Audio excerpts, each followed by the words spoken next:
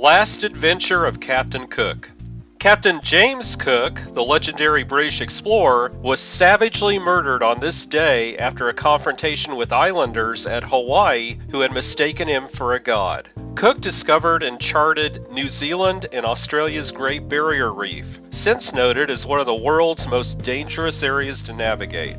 His voyages around the world helped guide other explorers for generations. He provided the first accurate map of the Pacific, and many believe that he did more to fill the map of the world than any other explorer in history.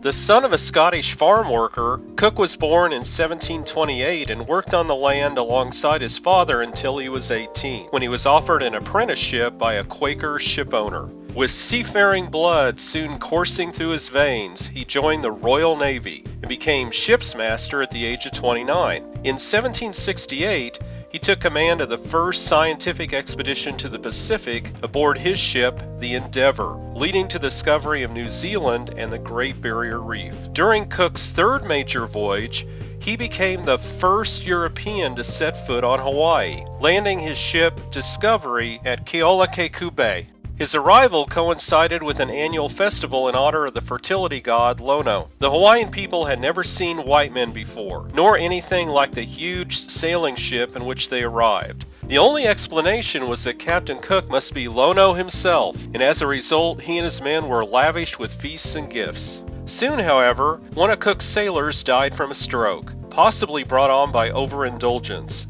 Whatever the cause, the Hawaiians realized that their guests were not immortal after all, and relationships became strained. Any doubts were removed for the Hawaiians after Cook set sail, but had to return for repairs when his mast was broken in a storm. Such setbacks do not happen to gods. While anchored offshore on this day, Cook was furious when told that one of his cutter boats had been stolen. He went ashore to confront the Hawaiian king. Unfortunately, crew aboard the Discovery fired its cannons at another group of Hawaiians, which caused Cook to panic and flee to a waiting boat. He didn't make it.